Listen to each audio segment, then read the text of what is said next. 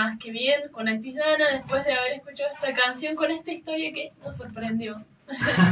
La verdad que siempre la parte poética viene a cargo de Marcelo, así que muy bien. Y cómo todo está conectado, ¿no? Eso es lo hermoso. Y la verdad que sí. Y bueno, hablando de esto de que empezamos a charlar en el bloque anterior sobre la llamada hora dorada en neonatología, que es eso, justamente al nacer un bebé, los primeros 60 minutos de vida es puramente sensitivo para este niño, ¿no? Niño, niña que acaba de nacer, que no entiende absolutamente nada, que lo cambian abruptamente de un medio en el cual estaba calentito, estaba cómodo, no estaba utilizando sus pulmones con aire, su tubo digestivo era más o menos todo parte de lo mismo y de repente lo cambian abruptamente de un medio, tiene que empezar a respirar por sí mismo, cambian las presiones pulmonares, cambia la presión sanguínea, el corazón, se cierran conductos, hay miles de cambios a la vez y cambia sobre todo la percepción. Entonces se habla de esta hora dorada en la cual lo que más que nada se busca es el contacto madre-bebé.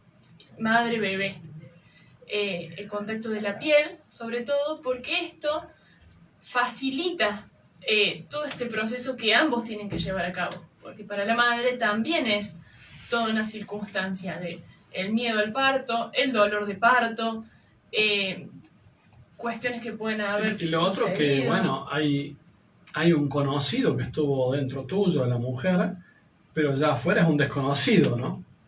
Que encima reclama, antes era de última, era cargar la panza. Ahora hay que darle el pecho, limpiarlo, cuidarlo, estar atento a que esté dormido, despierto.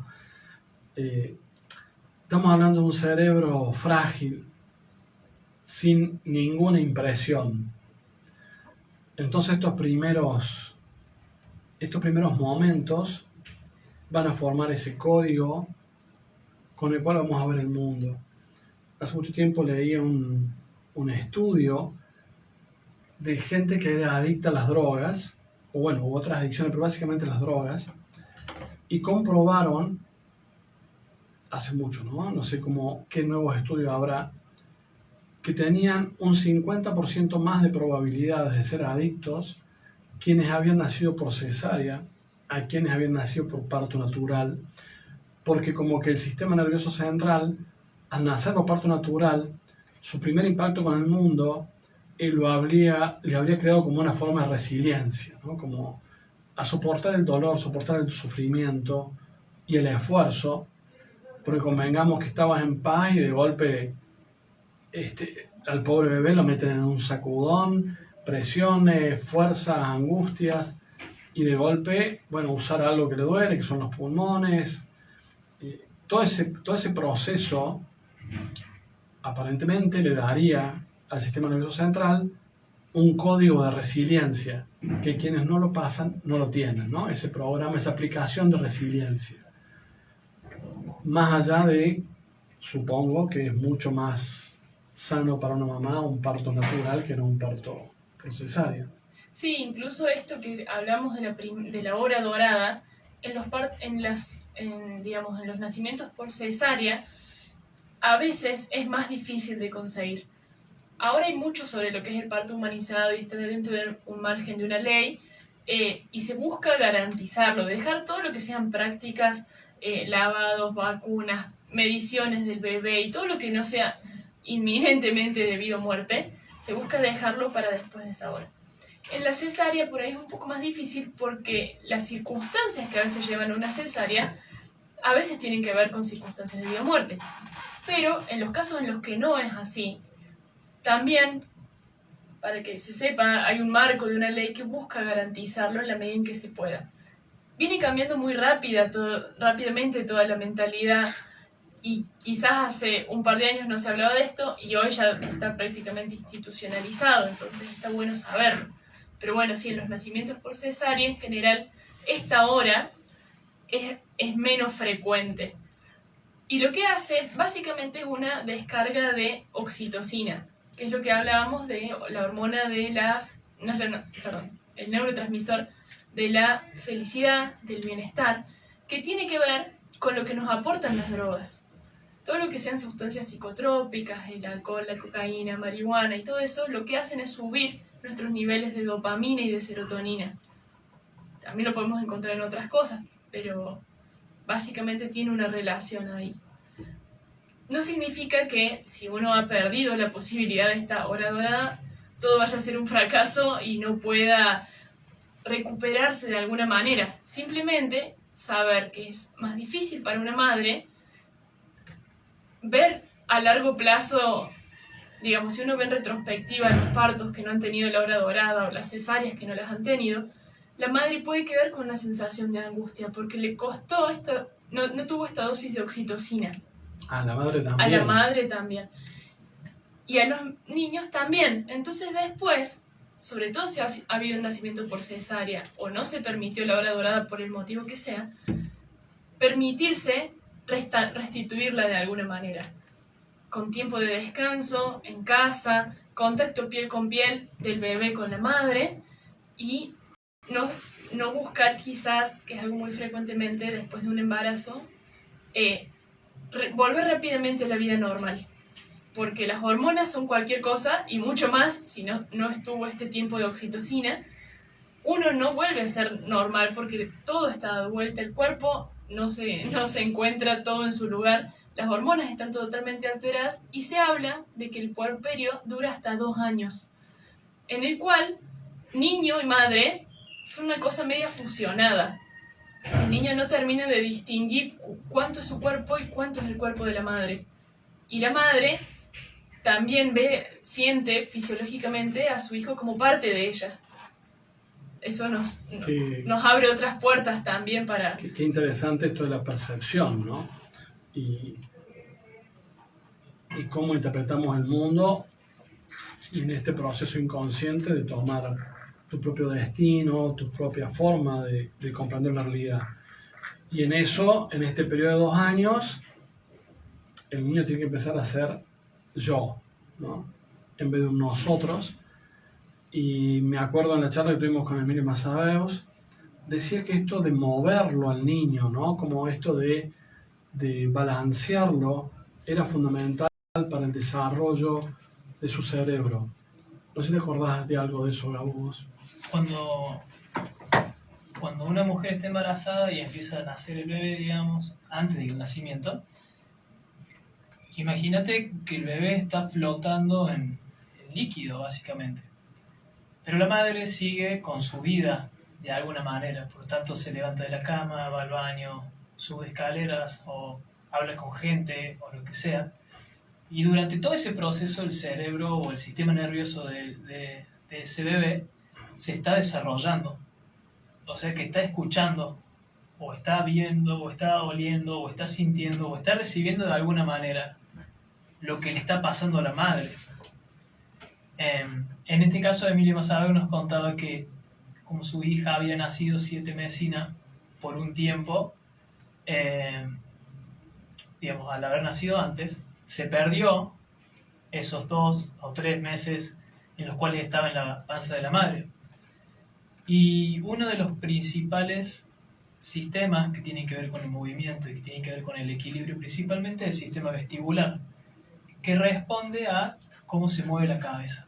Si yo muevo la cabeza de izquierda a derecha, o si la muevo de adelante a atrás, o si la giro, ese movimiento, que es como un balanceo, le dice a mi postura cómo acomodarse o dónde poner los pies para no caerme, que es lo que hace que nosotros nos mareemos mientras leemos en el auto, por ejemplo.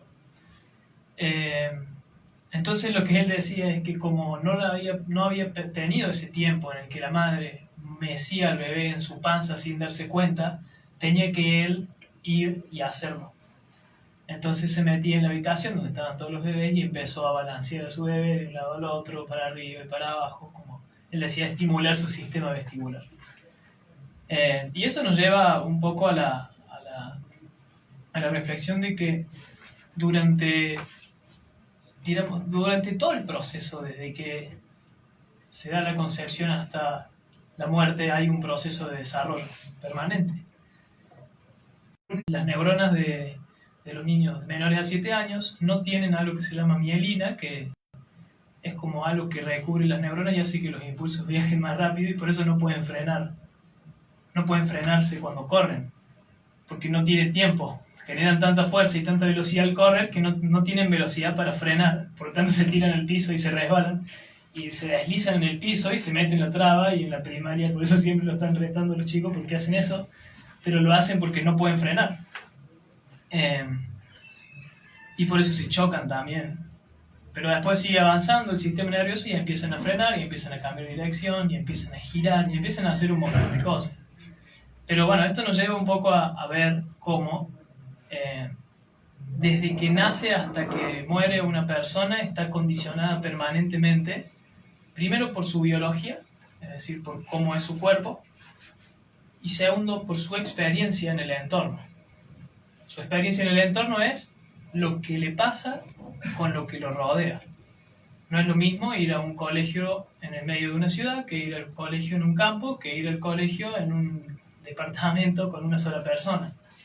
La experiencia que va acumulando una persona a lo largo de su vida va modelando y va creando estos programas iniciales o estos códigos, es decir, de biológico, de psicológico y social de sociedad. Lo psicológico tiene que ver cómo yo, con mis experiencias, construyo mis representaciones del mundo. Lo biológico tiene que ver con cómo los estímulos del entorno moldean mi biología, y lo social tiene que ver con la cultura y cómo la cultura transmite a todos en general cierto tipo de condicionamientos. Hay un libro hermoso que todos sabrán, que es Tarzán, ¿no?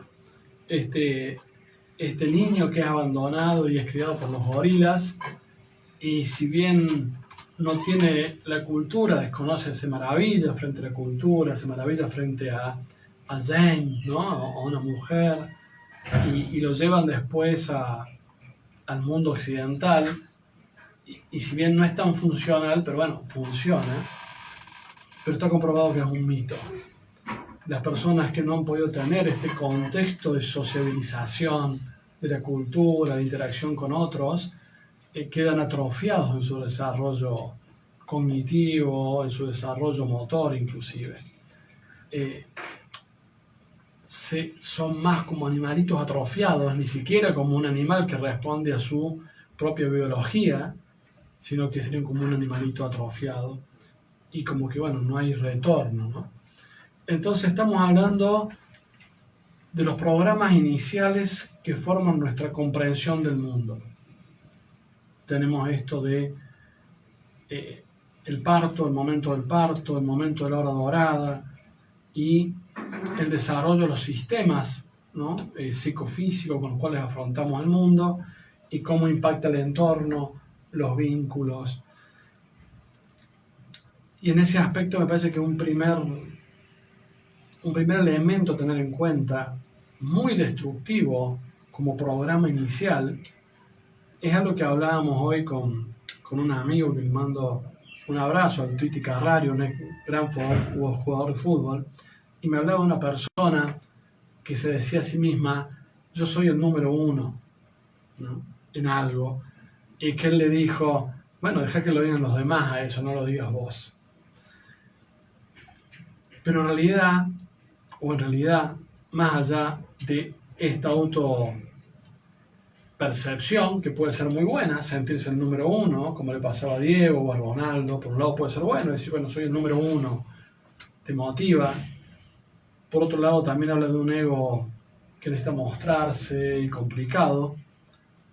Pero el mayor problema atrás de todo eso es la comparación.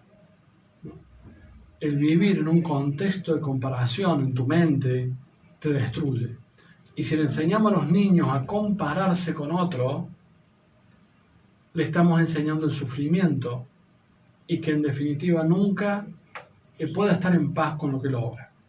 Creo que conspira contra eso el sistema educativo con el sistema de notas, o con algún tipo de competencia que no es contra uno mismo, sino la automejora permanente, sino que siempre es en comparación con el otro. Esto lo plantea la cultura, lamentablemente, ¿sí? Te exige ser el número uno, el ser el mejor que los otros, siempre en comparación con los otros, pero también a veces hacemos esto con las familias y con nosotros mismos, nos castigamos por medio de la comparación. Así que, para tener en cuenta, eliminen la comparación y van a empezar a eliminar el sufrimiento. Y hablando de los entornos, los contextos, vamos a la segunda canción. Y charlamos un poquito otro día, ¿cómo va a ser la vida de estos chicos que huyeron de Ucrania? El 50% de los niños en esta guerra tuvieron que irse de su país, dejar a sus papás, a veces a su papá y su mamá. ¿Cómo van a entender el mundo? ¿Cómo lo van a entender después, cuando vuelva a la normalidad? Cuando lleguen a sus casas y no van a estar más. Y esto sucede todos los días, no es solo ahora en la guerra de Ucrania, ¿no? En la historia de la humanidad, estas locuras de guerra, destrucción, y hubo una gran hambruna en un momento en el mundo, en África, creo que en Etiopía, y para eso UNICEF, las Naciones Unidas, hicieron un recital donde Michael Jackson cantó una canción con todos los demás, con todos los grandes artistas que colaboraban con esto, una canción que compuso él con Lionel Richie, que nosotros somos el mundo, como diciendo, bueno, de nosotros depende crear un mundo mejor. Hermosísima canción que quedó como el himno de todas las canciones por el bien de la humanidad. ¿Quieren que vamos a escucharla? Muy bien, vamos con We Are the World. Los que nos están escuchando desde la radio, si después quieren entrar a @MarceloActisDana para vernos frente a frente, y los que nos están siguiendo desde Instagram, escuchen la canción y enseguida volvemos. Muchas gracias.